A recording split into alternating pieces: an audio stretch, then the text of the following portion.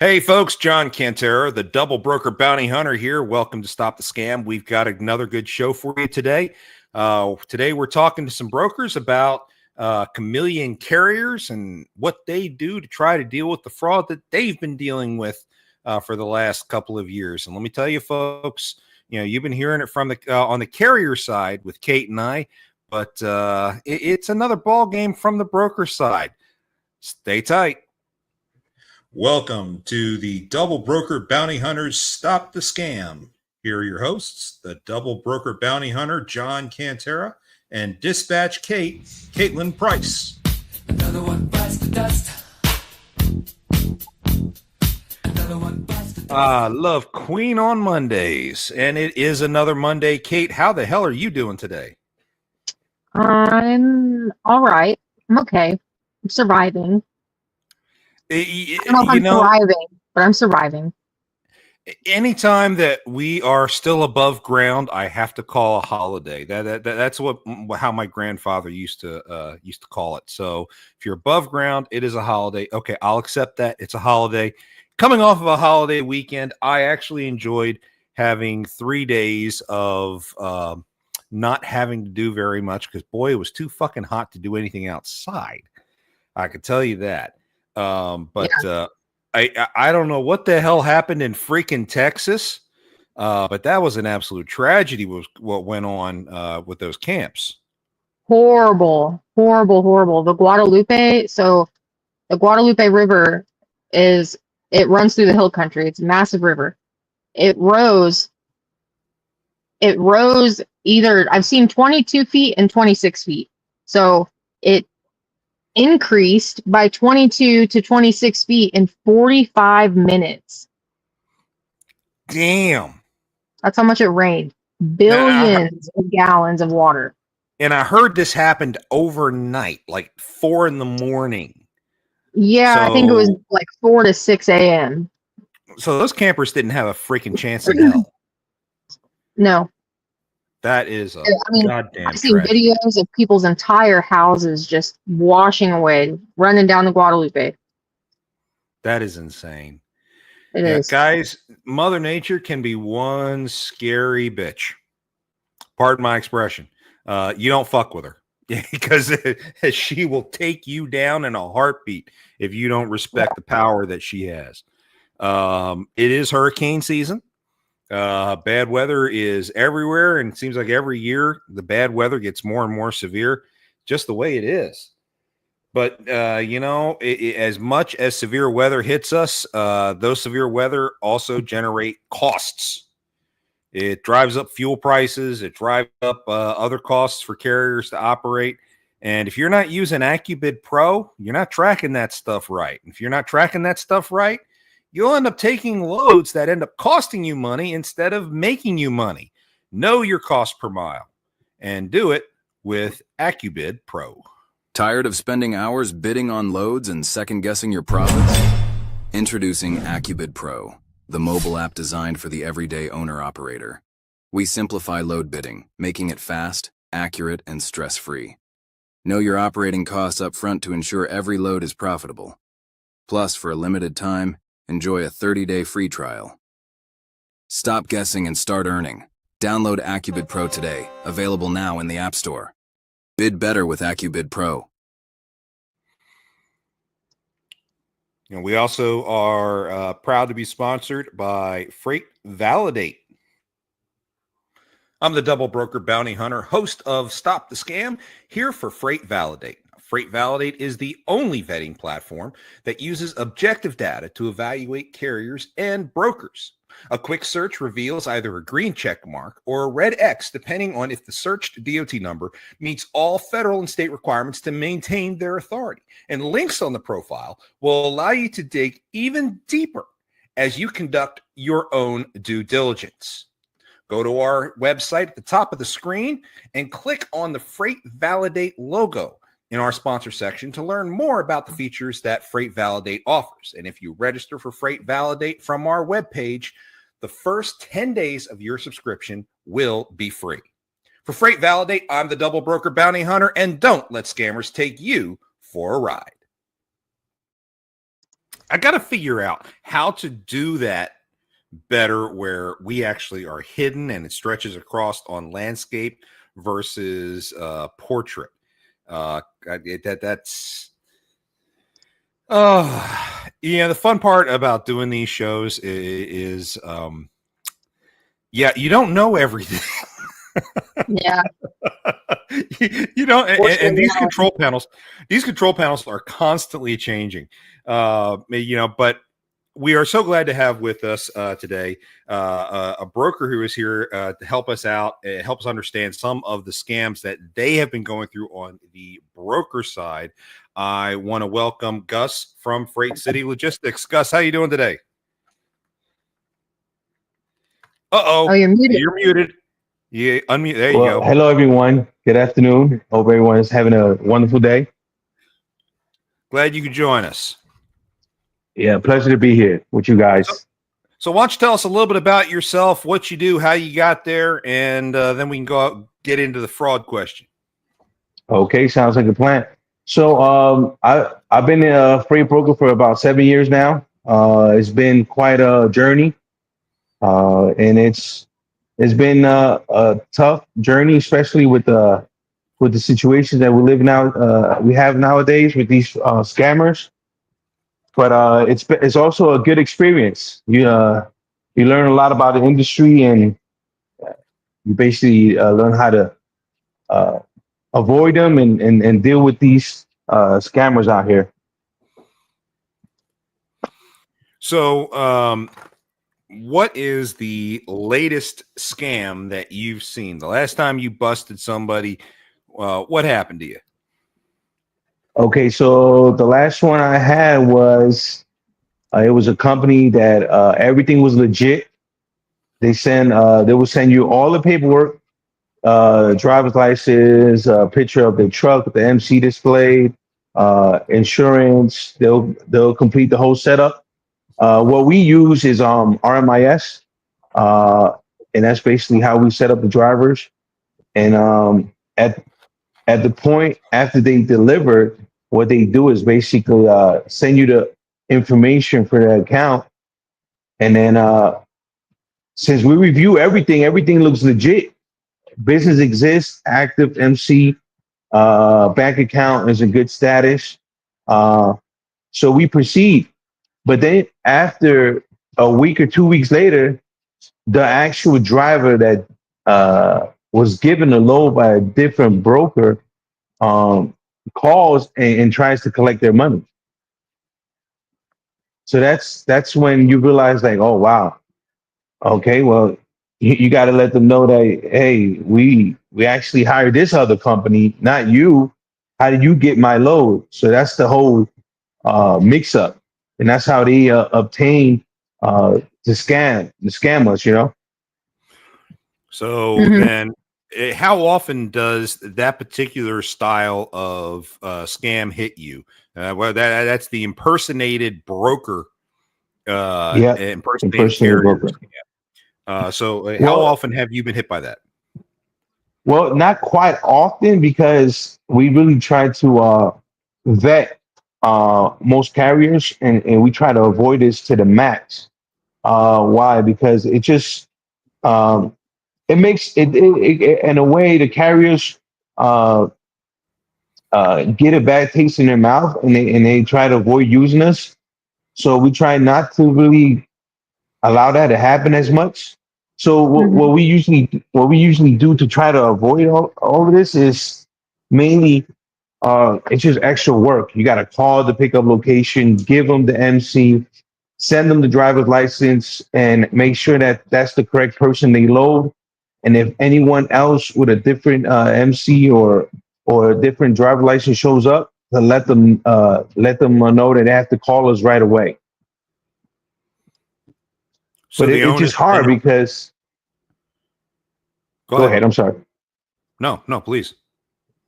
Yeah, no, I was just saying it's just hard because it's just extra work. So you have so much on your plate that you're like, oh, and sometimes, we're humans. We forget a step. Like, oh, you know what? I forgot to call Mhm. a pickup location. He's loaded already, Yeah.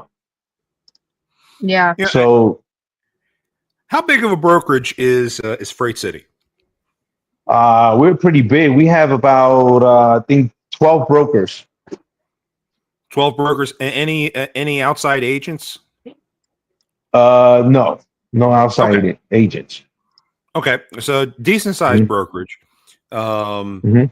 And I do admit that there's a ton of extra work involved in properly vetting carriers. I'll be perfectly honest. Just using RMIS alone is not vetting. That's just running someone through a computer model. That really Yep. doesn't seem to do very much. But one of the questions that I would have would be when you have this situation where you have a carrier calling you, a week later, 2 weeks later, saying, "Hey, I actually hauled this load."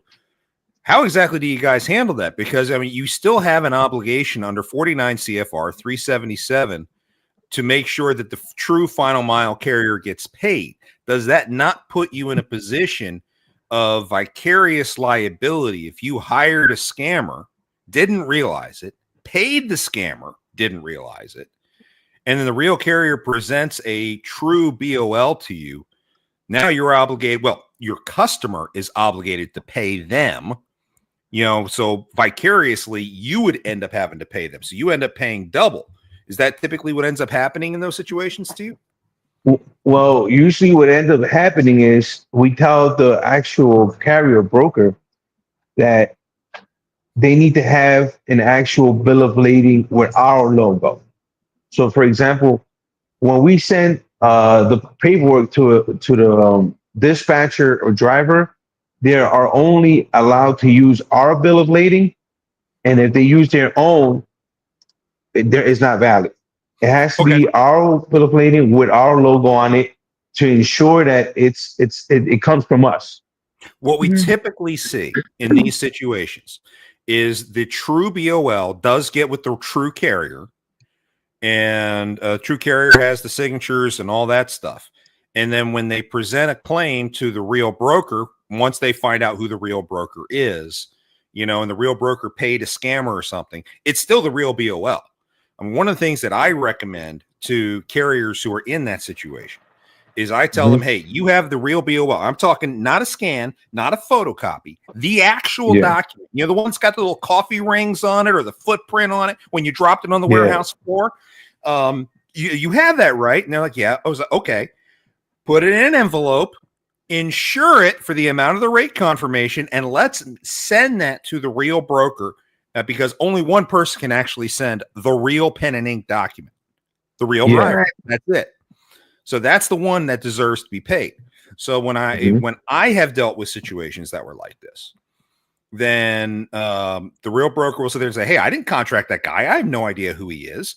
I shouldn't have to pay him. And I was like, but he has the actual BOL. The real BOL, which then puts your customer under obligation under 49 CFR 377 to pay him. Even though you guys have already paid the bad guy, you still have to pay the real guy. And that is the only way that we can provide proof. Now, if I've had brokers reach out to me when they're in the middle of this, before they pay anybody, and say, hey, I got 2 people claiming they delivered this thing. How the hell do I deal with it? In which case, have them mail it. The real BOL is the winner, and only one person has it. Yeah. But another thing also you have to realize is that they have to have a legal document signed with the rate. That doesn't always happen because the BOL supersedes everything, as I understand it. And perhaps we need the armchair attorney. Matt Leffler, if you're watching, start commenting, please. But from what I understand, as I understand it, regardless of who issued the BOL or the rate confirmation, because a bogus company is issuing the rate confirmation, it doesn't mean you have to pay the bogus rate confirmation. You still pay your rate, but you have to pay the real carrier. Now, what I try to explain to carriers, because in those situations, let's say your load you paid $2,000 on that load. Okay, forget about what your margin is for a second. I don't care about your margin, but you paid out $2,000 for that load. And the real carrier comes and says, I've got a rate confirmation for $4,000. You pay me my money or I'm going to, bad reviews everywhere and all that stuff. Now, I tell the carrier right then, no, you can't do that. I was like, you got swindled too. Mhm. You both got swindled. You both have your own obligations to deal with. You're both taking losses. So carrier, you think you're getting 4,000? Sorry, the real load only paid 2. That's the most you're getting. End of story. Get used to it. But for brokers, I've had brokers sit there and tell me, "Oh no, I already paid somebody, so I'm not paying a second time." And I'm sorry, wrong answer. Federal law does not go with you on that, regardless of what your contracts say. So have you had to deal with that? Have you had to pay twice, or did you end up forcing your customer to have to deal with it?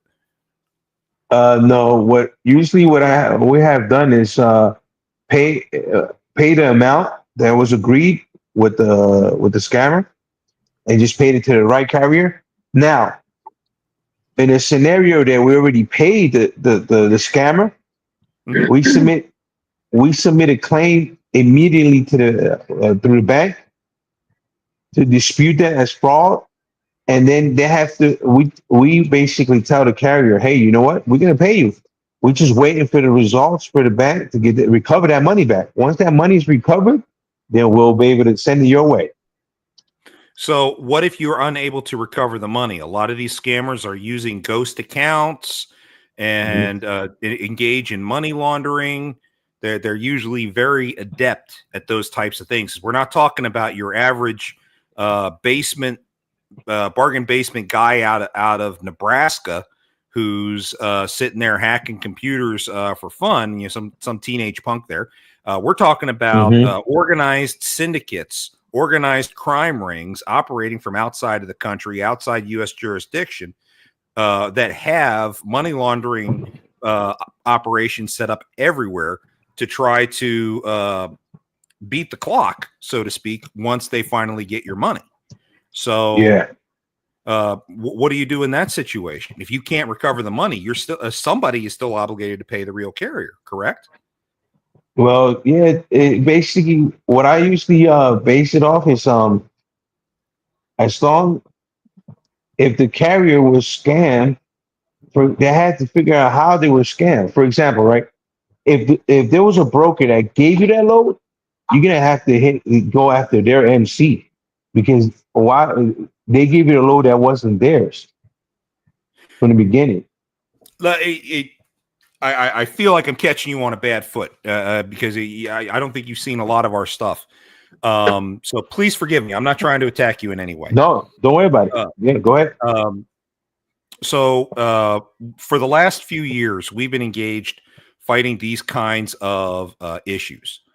And the real carrier, per federal law, is required to be paid. Now, that's required to be paid by the consignor or the consignee. And for those who are listening, the citation is 49 CFR 377. Okay. So regardless of contracts, regardless of anything, if that carrier has the BOL for that load, the actual pen and ink document, they are required by federal law to be paid. And this can be cited in a couple of different court cases, the most famous being Oak Harbor versus Sears Roebuck in 2012. That was a $340,000 lawsuit, but that's another story for another time. Your customer, the consignor / consignee, whichever one it was, would then be obligated to pay the real carrier, no matter what. So the question then becomes, as the broker, as the agent for your shipper, do you then pay the carrier yourself to protect your relationship with your customer, or do you say, okay, if we don't get our money back, go to our customer then? We're not going to indemnify the customer. You'll have to try to get it from our customer.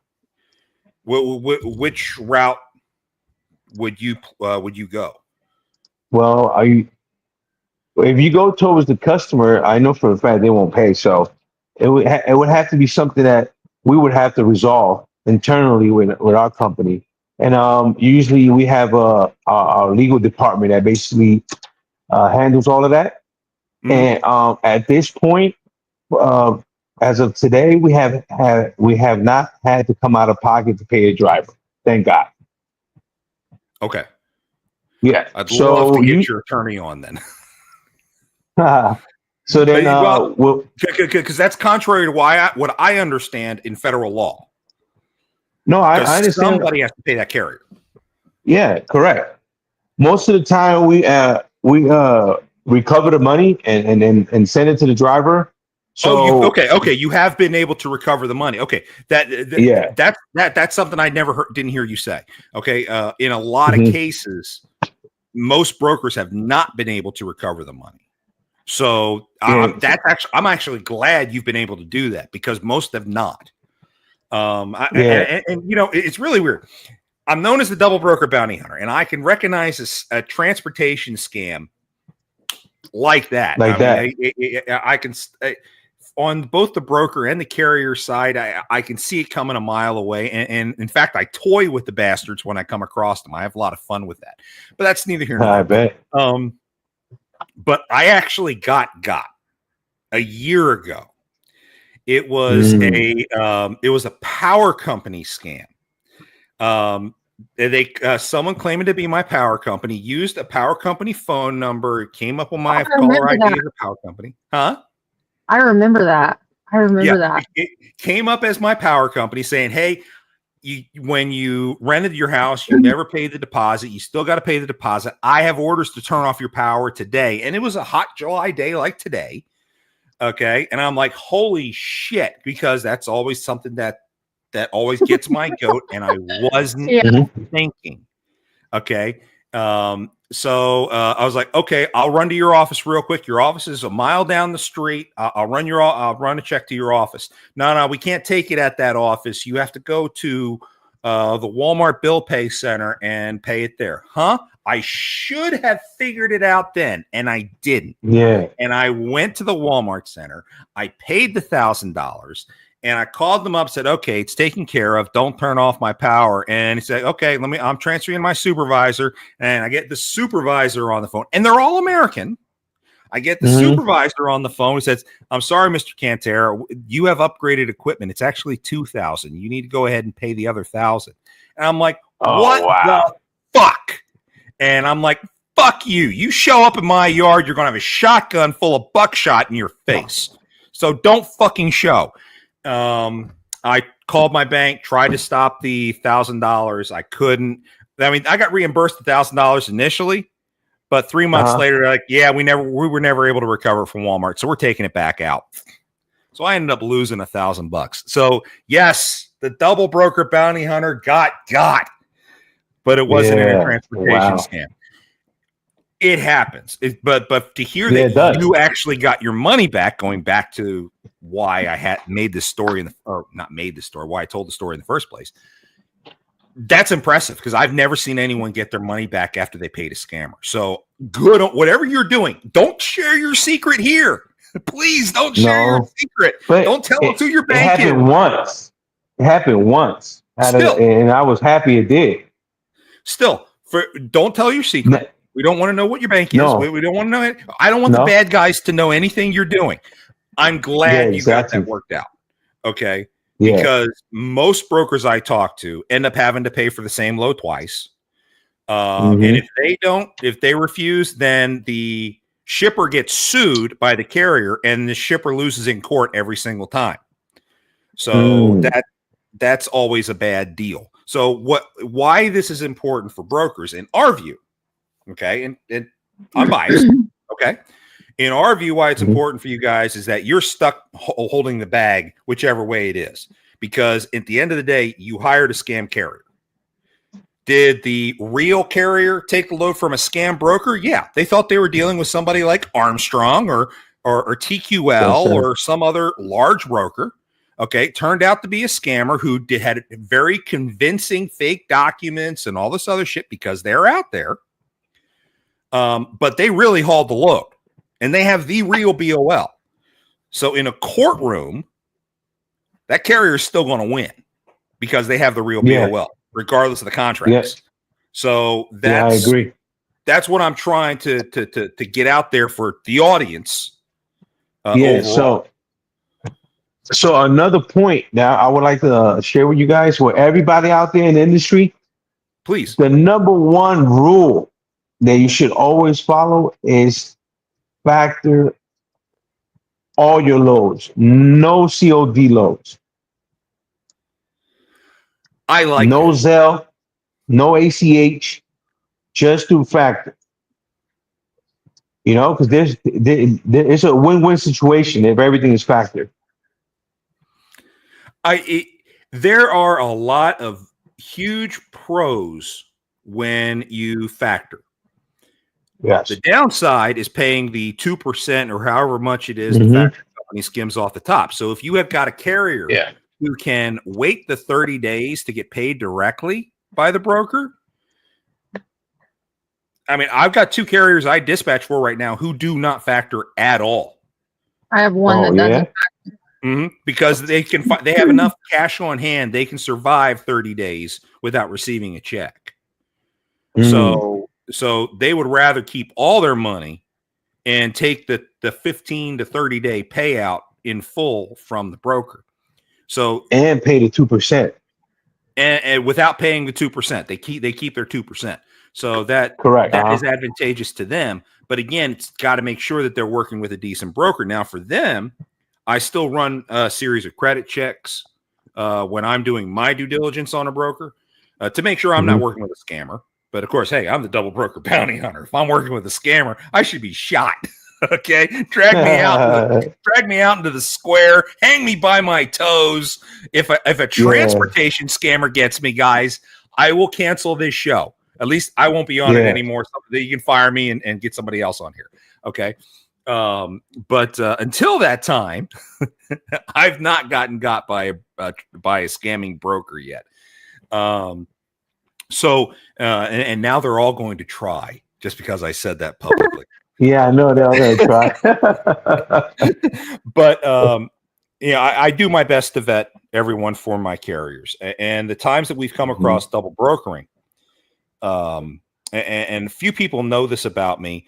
When double brokering first really started getting big in like 2021, 2022, when it really first started being noticeable, we figured out who the brokers were. And then my carriers and we would book loads with those guys intentionally. Oh yeah, on purpose. Yeah, because they were offering loads at like 30% less than what they were really paying. So if I were able to go to the real broker with the load after I've loaded, then I could get the full amount for the price, or the full price for the load, and get the middleman, the scamming broker, cut out, deny them their revenue, which really pisses them off. Okay, and make sure my carrier was paid properly. And we made an extra $100,000 the first year that we did that on 5 trucks. Wow, that's nice. $100,000 for a total 5 trucks by booking these loads. You know, and that's kind of how I got my nickname, but that's neither here nor there. But they don't do that these days. Now that they're stealing the entire payroll, they're offering more money than what you, as the real broker, are actually paying. It becomes a huge new ball game in this respect. Yeah. So now, one of the things that we were really wanted to talk about with you was chameleon carriers. You familiar with that term? Yes. Okay. So have you had to deal with chameleon carriers? How do you watch for them? Again, don't get into specifics. We don't want the bad guys to find out how you do things. Okay. But tell us about some of the experience you've had with chameleon carriers. Some of these, well, the chameleon carriers, it wasn't directly with me. It was with my coworker Josh, and he was supposed to be on here as well, but he had something important to do. But it's basically when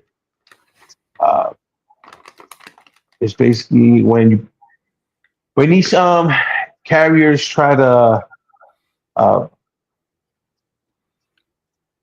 give you book loads at like you were saying, at a higher rate than usual.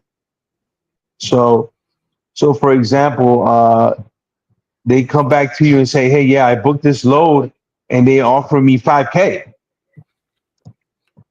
And you're like, wow, 5K for a load that you wouldn't ever pay 5K for.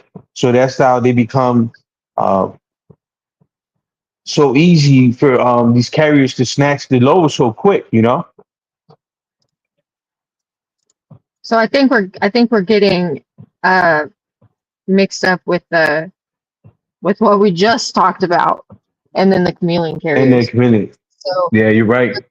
so with the chameleon carriers, a chameleon carrier typically is somebody who is just for people watching, is somebody who will like open up new authorities. They'll go and buy new authorities or whatever in an attempt to hide who they really are. So say they have a company that went under for safety reasons or whatever, their safety score was too low, they got shut down, whatever, they had an audit, they failed the audit, and then they just turn around and open up another authority.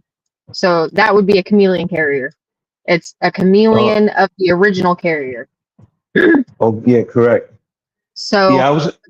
carriers that's not always what they are. Sometimes they're people that are out just doing I don't want to say like, fraudulent things, but not being a good guy necessarily in the industry.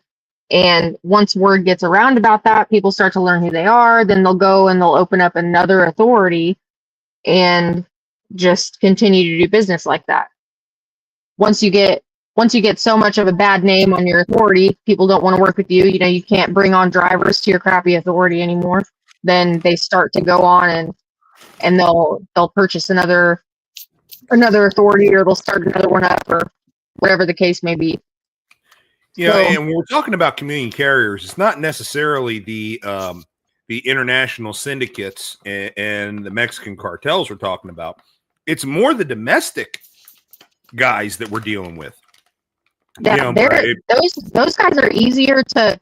It's easier for people to get got by them because they are here, and people can physically meet up with them and feel like they know who they're working with, and that gives some level of comfort and security to the person that's coming on with them. Yeah, So we were featuring a guy last week who has been engaged in that for a while, and he's on his 9th authority in 18 months. Yeah, I don't know, it's something crazy like that, 8 or 9 or something.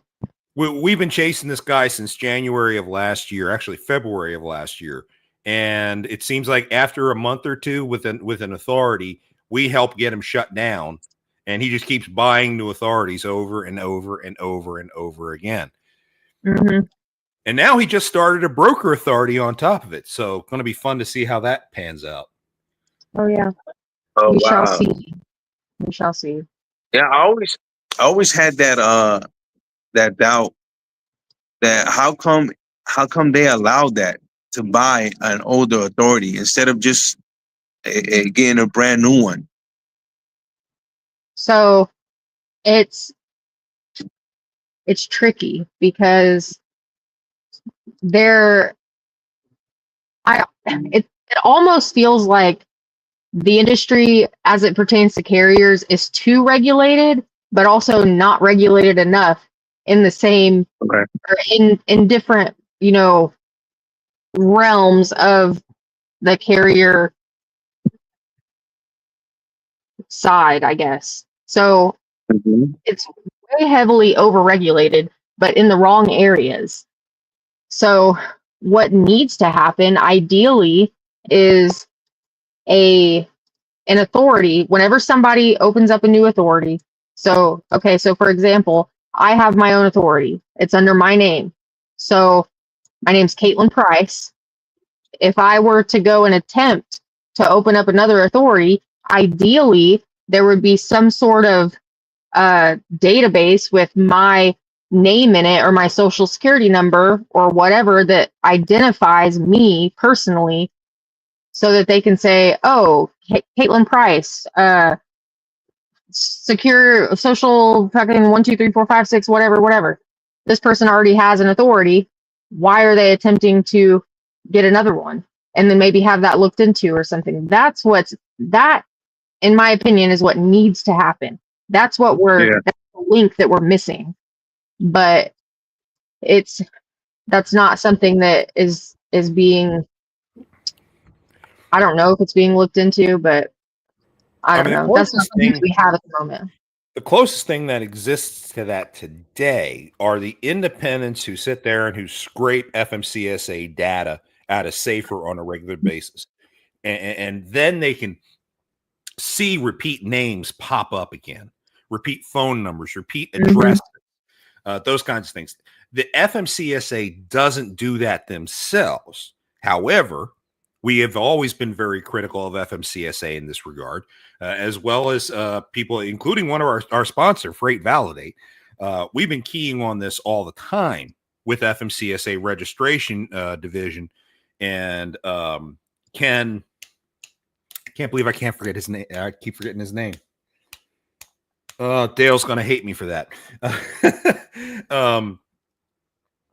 Ken, who is the director of registrations at FMCSA, he actually has Ken Riddle. That's it. Ken Riddle, he knows that this kind of thing needs to happen, and he's working on trying to upgrade things. Of course, you have a new administration in this year.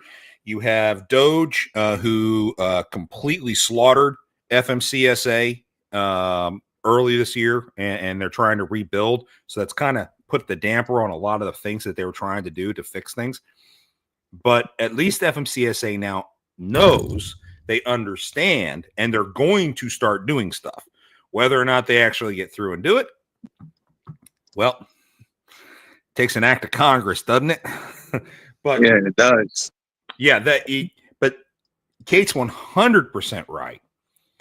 Without having some kind of open database available to everybody that you can cross-check that information, you got problems. Like when we're doing investigations on suspected Chameleon carriers, not only are we scraping data from FMCSA, we have to do FOIA requests, Freedom of Information Act requests, and pull specific documents from their FMCSA files in order to verify who they are, how they registered, et cetera, et cetera. Did they acknowledge prior associations and stuff like that? And if they don't, they're a Chameleon carrier. And how long does that take? Oh, geez. I've had FOIA requests come back within a week, and I've had them come back 6 months later. So take your pick. Wow. It all depends on who ends up getting your request. But it's a pain in the ass either way. But even though FMCSA has the data, what we do is we pull all that data and we assemble an investigation package and we hand that off to FMCSA. So, and then FMCSA is able to act and get things done because FMCSA is too small by itself to go and investigate this stuff on their own. And that's why these guys have been getting away with it as long as they have. Hey, scammers, it's about to change. FMCSA knows your game. Sorry. Yeah. I like to taunt them every now and again. So, of course, yeah. One point to be made with the Chameleon carriers, and this isn't all of them, but I would bet it's a lot of them. So, typically, the type of people that do that are wanting to, obviously they're wanting to evade something, right? So other things that they will do that are just morally wrong, I guess. So one big one is not having all the trucks on their authority. So one way to not on their authority, I mean, not having all the trucks listed on their insurance. One way to see that, or one other platform to vet those things, is Highway. Because Highway, those people do have ELDs. Not all of them, but a lot of them do. They actually do have ELDs. And Highway cross-references your company's ELD with your insurance. And if they don't match, then you're flagged. You have to submit supporting documents in order to continue on with the load that you're trying to book or whatever. Really, to book anything with anyone who uses highway, you have to correct that. So that's one resource, I guess, that could be used as Platform. highway. Yeah. I'm not a fan of highway. I'm sorry. Go ahead, Gus. Yeah, we're definitely looking forward to using highway in the future versus what we use now, because I heard that highway is like the best right now. Yeah, that's subjective. I hear a lot of good things of highway, but I hear a lot of bad things about highway. They're most expensive. Okay. I know they're the most expensive. But expensive doesn't always mean to best quality. No. My personal thing is I prefer My Carrier Portal myself. And if you look at our sponsor list, My Carrier Portal is not on there. Okay. I actually do believe this, folks. I believe in My Carrier Portal. I like the fact that Descartes bought them earlier this year. So now they have MacroPoint under the umbrella. They got Freight Validate under their umbrella as well. Okay. Yeah. Freight Validate is a sponsor of ours. So sue me. But I think all those different integrations make MCP a better platform, me personally. But Highway, to give them credit, oh, absolutely. Whenever I've got a new carrier that I'm dispatching for, the very first thing I do is I log into their Highway, and I want to see if there's any flags that exist in Highway in their carrier profile. Because you can see if you have flags in your own carrier profile. Like if your ELD doesn't match your COI and all that stuff, it will tell you, it will tell the carrier. So when I'm going and I'm looking at that as the dispatcher, I say, hey, carrier, something's not matching. Here are the scheduled autos listed in Highway. What do your ELDs say? And I see their ELD stuff. Now, hey, these two trucks aren't listed on your stuff. You need to get that on your insurance, or Highway's not going to work with you. And that's one of the good things that I can say about Highway. But boy, you pay a lot to get that visibility. Just saying. Did we lose Gus? No, I'm here. Okay. Oh, okay. You said that's idea. He's like me. Yeah. I blackened my screen so I could eat my lunch. I didn't want to get cold on me. Yeah. Now, if only Chick-fil-A would sit there and sponsor my show and give me free lunch, that'd be great. I'll give them all the advertising they want. Yeah, definitely. But anyway. So my personal opinion, MCP over Highway for me, but Highway's very good. Don't get me wrong. Highway's good. Highway's got some good stuff about it. I say this to a lot of brokers. I get the question a lot. Who do I think is the best screening platform? I don't care as long as, one, you have one at a minimum, and two, you do other stuff. You have to have a layered defense. As long as you have a layered defense, not just a screening platform, but you do other things to vet carriers, then you're less likely to get hit by these scammers. But a lot of these scammers, they know exactly what Highway looks at. They know what all these things look at. And they are well-funded. They are very sophisticated. They know what they are doing. They will fool Highway. They will fool MCP. So we have to come up with better ways to vet carriers other than just the electronic systems.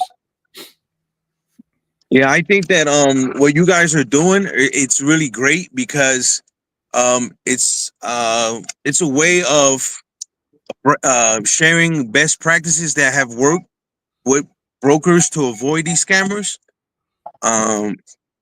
Because it's hard, you try to do as much as you can with these drivers, but knowing what platforms work best, what procedures to follow is basically it's good stuff. It's good stuff to learn, Well, it's not a science. I can tell you that. Every time that we've come across, and we've learned this the hard way. I've said before a couple of times in this show, don't tell us anything specific that you're doing, and that's because we've learned that whenever we come across something and we blast it out across social media, hey, these guys are using this particular type of scam and are going after certain types of brokers and stuff, they change tactics because they're watching these shows. They're paying attention. And like I said before, they're well financed, they're well organized, they know what the hell they're doing. These are the same guys who are hacking into the NSA and DOD and all that stuff. These guys know what they're doing. So, you know, if all we're doing is telling them how we're catching them, then they're going to try to figure out how to get around us. And so we do our best to not advertise best practices all the way around. We give generalizations, but we don't try to get into too much detail. Now, based on that, what I will say, and I don't know if you've heard about this yet, Gus, have you heard about the Freight Fraud Task Force? No, I haven't heard about them. It's an industry run, all volunteer nonprofit that just recently stood up. And one of the things that we are doing, because I'm actually on the task force, one of the things that we are doing is we're developing educational tools and best practices. We're trying to assemble representatives from all the major screening platforms, from all the major insurance companies and all this other stuff to get us all together and on the same page to fight fraud. We have an exclusive website where we actually put this information out on the best practices and whatnot. And we'll even come to your office and do audits on your compliance programs and all this other stuff to make sure that you're doing the best thing you can for your organization. So, I mean, there are things that are out there that can help new brokers, old brokers, etc., regardless of their size in this industry. It's out there and it's coming. So definitely be watching for that. Called the Freight Fraud Task Force. We're actually on LinkedIn, so you can follow us on there. And we have a website that we are testing right now. So when people are saying, "Hey, how come you don't have a website yet?" That's because it's being tested. Okay, we've got a lot of security measures in place to protect it. I can imagine. We're advertising it soon here. So yeah, it's been fun, and trying to get that information out has been a challenge because we want it to get to the right people, and we don't want the scammers to have it. I mean, let's face it, the scammers are going to evolve anyway. They're going to evolve at their pace. We have to evolve with them, and if possible, stay ahead. And that's what we're trying to do. Now, our show here is all about fighting fraud, but we do our damnedest not to give away secrets on how we do it here. Oh, definitely. I agree. I agree, definitely. Well, how long you guys been doing this? Our show, we've been doing it now for a little over a year and a half. I think this is episode 69. I think this is 70. I thought 69 was, oh no, maybe it is 69. I got to go back through the list. I lose track. I actually have to go back into my YouTube channel to figure out what the next number is in the series. I can tell you that. Somewhere we did one episode twice. One episode number twice. I know, and I think I fixed it on YouTube, but I don't remember if I got it fixed everywhere. But we to answer your question, we've been doing this for about a year and a half as a show. I've been involved in fighting fraud now for a little over 3 years. Kate and I met at a carrier organization about 2 years ago, and she's been involved with it by my side pretty much since then. In fact, she was working with me as a regular guest on another show that I had for the same topic for that organization, which we ran for about 6 months before I quit that organization. But that's neither here nor there. It's been a challenge. Our following is small. Don't get me wrong. We probably get maybe about 500 views a week on all the different media outlets that we're on. But who's going to have a big show when your focus is transportation fraud? I mean, it's not like I'm doing politics where you have 50,000 followers or anything, you know? Yeah. Transportation fraud is very dry. And it's very dry. small. And it's very small.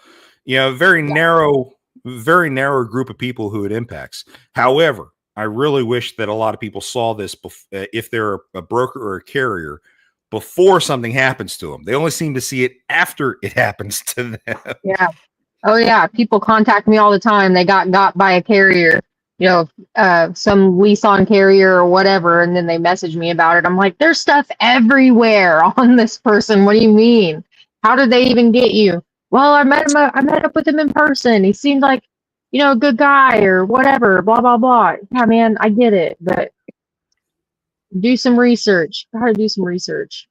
Yeah, the domestic guys that we've been dealing with are basically conning owner operators. They're carriers themselves, and they're conning the owner operators. And the scheme is diabolical because they're always focused on new owner operators, guys who just get a truck saying, hey, you know what? I want to be a trucker. I'm just going to go buy a truck and we'll just get into it. And because this guy's got posts everywhere saying, oh, you got a truck? No problem. We'll get you started. We'll get you into it. No problem. You know, and you're going to make a fortune in your first week by itself, you know? And if you believe that, I got a bridge in Brooklyn to sell you. But they do, though. It's sad. Unfortunately, I kid you not, hundreds of people have fallen for this. Okay. Yeah. For this one guy alone, we're up to what? 60 plus? Yeah. 60 it's a plus lot. victims that we know of? Of. How many people do we not know of? 60. He's never paid them. He's never insured their trucks, even though his statements, you know, which he never pays on, his statements to the owner operator says he's taking $300 a week out of them for insurance. He never insures them. And the only reason we found out that was because one of them got into a wreck and he found out he didn't have coverage. Oh, wow. That's that suck right there. And it doesn't just suck for the carrier. It sucks for the broker whose load that is too, because his cargo's not covered. Yes, exactly. Yep. So, you know, that's one of the reasons why we do shows on these chameleon carriers a lot. And we try to bring on brokers like you to hear more about your experiences with these kinds of things, help fill in some gaps you personally may have, and then you can fill in gaps that we may have. Because, you know, Kate and I were not brokers. Now, granted, I did work as an agent for CRST for about a year, but I had my own client, and when they quit, I gave up my agency. But that was neither here nor there. And I only used very specific group of carriers. I never went to the boards with the loads. But you guys have so much you can teach, and hopefully we can impart some knowledge on other people around here. And I can't say this enough. As much as I think Carrier 411 itself as a platform is a good thing because of the information it provides, and I hate the Freight Guard program with a passion, but whatever wedge is being driven between brokers and carriers has to go away. We have to work together. We have to be able to trust each other, or this industry does not function. Yeah. And the deeper that wedge is between brokers and carriers, then the more room the scammers have to play in that fog inside that wedge. And that's what we're trying to eliminate all the way around. Now, I think a lot of carriers and brokers don't get that. I don't think they understand that connection. And it's all us versus them. Oh, it makes me sick. Yeah, I don't know about you. Yeah. You getting rich off of this stuff? You getting rich being a broker? You making millions of dollars a month? No. Neither am I. I don't know how carriers think that brokers are making a fucking fortune. They're not. Yeah, and I tell them all the time when they call me and ask me for a load. I tell them I'm like, nah, I'm not making much of his load. I'm just trying to, make enough to survive. Oh, people tell me that all the time, or my drivers will tell me that. They're like, I don't believe it. I don't believe it. He's lying. I'm like, okay, all right. No, I do. I think some people do lie. Yes, obviously, but Yeah. if it's Well, somebody that I know or somebody I've worked with more than once, I'm like, I don't think so, man. I think he's kind of like at his little tippy top over there. yeah. Well, don't get me wrong. Don't get me wrong. There is some brokers that are making top money, but they've been doing it for a while and they have major contracts and stuff like that. So that's But that's a that's different understandable. ballgame. But that's a different ballgame. That's not the spot market. When you hear a lot of carriers sitting there accusing brokers of making millions off of them, that's usually off of spot market work. Yeah. Okay. Now we happen to know of a few companies, typically 3-letter types, who actually are doing that, who are not only taking it. The paperwork, okay? We've seen the paperwork. Yeah, they exploit their customers and they exploit the carriers to make sure they're getting 50% plus margins. But enough of the anonymous bashing. Yeah. But most brokers in this industry are not sitting there making a fortune like a lot of these carriers think they are. And everyone right now is just trying to survive. It's a down market for everybody, not just carriers, brokers too. You know, it's the shippers that are not paying the money they need to be freaking paying, people. No one seems to believe me when I say it. It's true. It's true. I think last time I tried going after a new customer, and when I was a broker, I bid $2 a mile on a dedicated 53-foot van load in California. I'm sorry, I bid $2.50 a mile, and I was planning on paying $2 a mile, and then getting that up to $2.25 a mile, so that I would at least make upwards of 10%. That was my plan. I didn't get the load.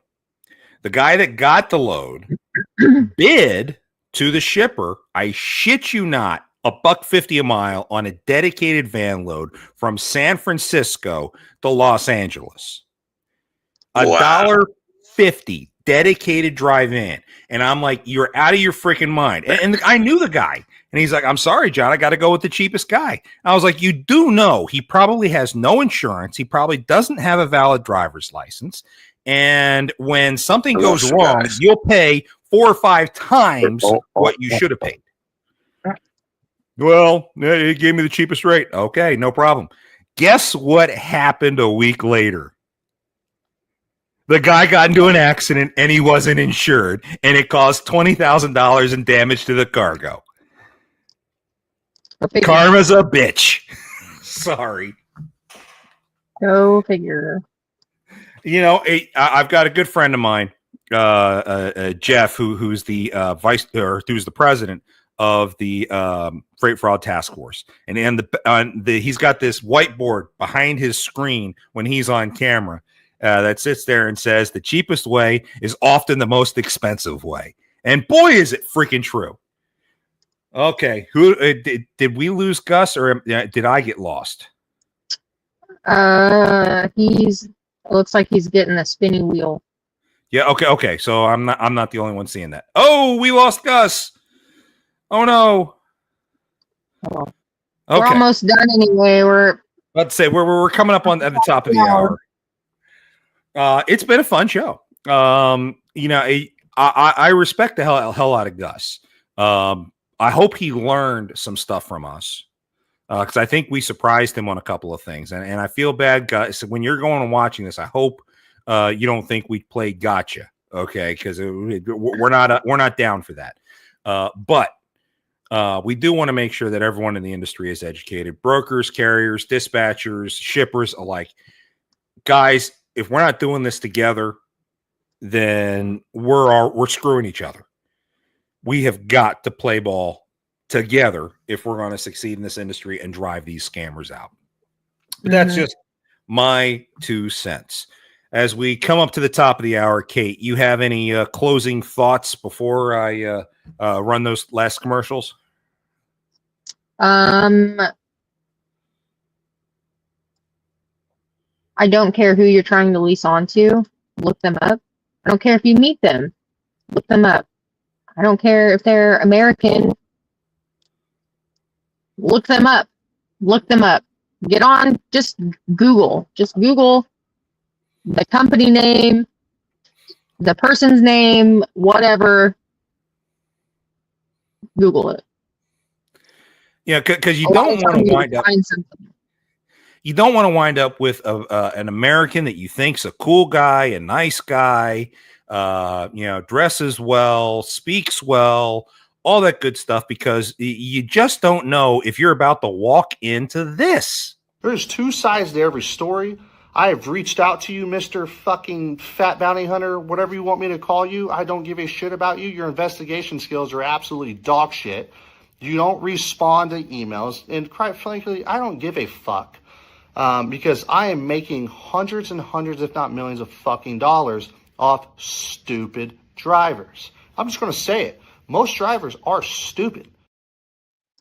Yeah, you don't want to work for somebody like that, okay? Because that all they're doing is exploiting you. So please pay attention to what it is that you're getting involved in. Let's go ahead and hit some of the commercials real quick. Whether you are a veteran or you're new in this industry, survival depends on knowing your costs. And the best way to track your costs is with AccuBid Pro. Tired of spending hours bidding on loads and second-guessing your profits? Introducing AccuBid Pro, the mobile app designed for the everyday owner-operator. We simplify load bidding, making it fast, accurate, and stress-free. Know your operating costs up front to ensure every load is profitable. Plus, for a limited time, enjoy a 30-day free trial. Stop guessing and start earning. Download AccuBid Pro today, available now in the App Store. Bid better with AccuBid Pro. And if you like the work that Kate and I do us a little bit of a favor. Show us a little bit of love and buy us a coffee. Go to my website, vigilanttransport.com/stop-the-scam-podcast. Click on that yellow coffee cup that you see on your screen there, and please donate to us. We do a lot of this work free or pro bono. So we get paid very, very, very, very little. We do this really because we love what we do in this industry. So please offer some support whenever you can. Also, like and subscribe so that you can get more content as we push it out. In the meantime, it's another week. It's hot. Take care of your drivers. Stay safe. Remember, we are out there 1 p.m. Central Time every week. On all the Lounge Media groups, social media networks. Please check us out. If you are involved in a scam or think you may be involved in a scam, you can reach Kate at kprice@stopthescampodcast.com, or you can email me, jcantera, at stopthescampodcast.com. We'll be happy to help you in any way that we can to try to help sort some stuff out. You can also check out the Freight Fraud Task Force. Follow us on LinkedIn. We've got a lot of stuff going on right now, though we don't tell you how we're doing it. We only advertise our results. But please, by all means, check that out as well. Stay safe, folks, out there. There's, I think, some kind of a tropical depression forming off the East Coast, and it's bringing lots of heavy rain to the Carolinas right now. So be careful if you're out on the East Coast running the 95 corridor, because it could be just a little wet and breezy. We all know what that's like. Stay safe. And whatever you do, don't let scammers take you for a ride. We'll catch you all next week.